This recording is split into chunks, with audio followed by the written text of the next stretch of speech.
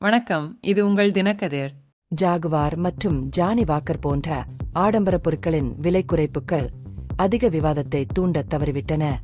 களால் சுமையாக இருக்கும் ஒரு தலைமுறைக்கு வட்டி விகிதையற்ற இறக்கங்கள் தொடர்ந்து அவர்களின் நிதி கவலைகளை ஆதிக்கம் செலுத்துகின்றன.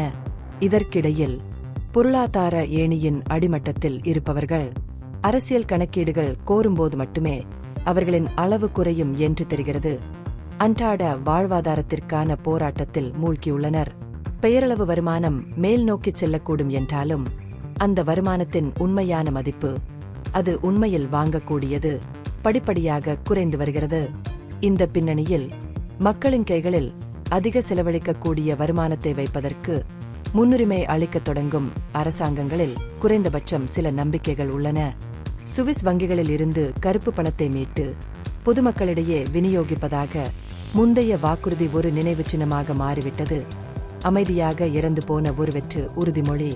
முதலீடுகளை ஈர்ப்பதற்கும் வருவாய் திறனை திறப்பதற்கும் குடிமக்கள் வறுமையிலிருந்து விடுபட உதவும் வகையில் சமூக நலத்திட்டங்களை விரிவுபடுத்துவதற்கும் அரசாங்கங்கள் உறுதியான நடவடிக்கைகளை எடுக்கும்போது உண்மையான பொருளாதார முன்னேற்றம் தொடங்குகிறது. தமிழ்நாடு தனிநபர் வருமானம் 2 லட்சம் ரூபாயை நெருங்கி வருவதன் மூலம் ஒரு முன்மாதிரியாக திகழ்கிறது. கர்நாடகாவின் 2.05 லட்சம் ரூபாய்க்கு அடுத்தபடியாக மாநிலத்தின் வளர்ச்சி வலுவான பொருளாதார மாதிரி, நம்பகமான உள்கட்டமைப்பு மற்றும் திறமையான பணியாளர்களால் தூண்டப்படுகிறது.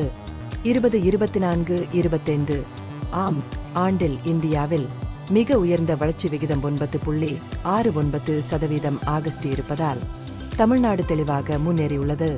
தேசிய தனிநபர் வருமானம் 2014-15 72,805 ரூபாயிலிருந்து 2024-25 இல் 1.15 லட்சம் ரூபாயாக உயர்ந்ததை பாஜக கொண்டாட விரும்பினால் கடன் பெரும்பாலும் தென் மாநிலங்களுக்கு செல்ல வேண்டும்.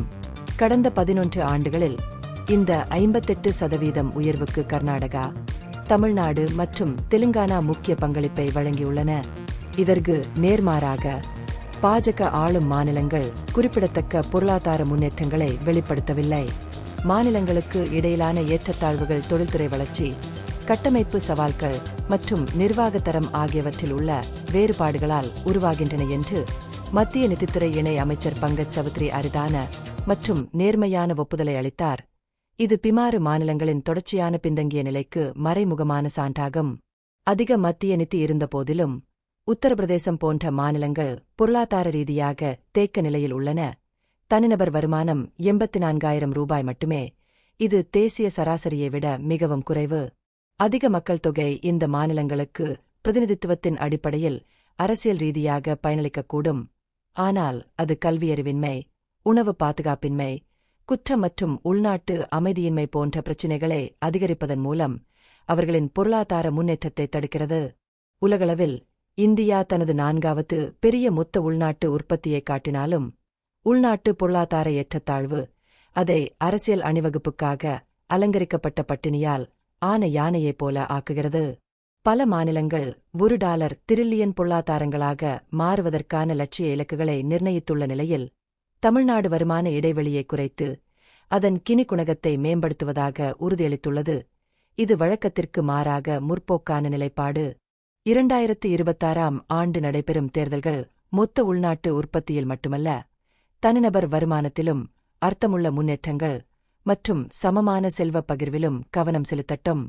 இந்த பகுப்பாய்வு நுண்ணறிவுள்ளதாக கண்டால் முக்கியமான அரசியல் முன்னேற்றங்கள் குறித்த கூடுதல் புதுப்பிப்புகளுக்கு லைக் செய்யவும், ஷேர் செய்யவும், சப்ஸ்கிரைப் செய்யவும்.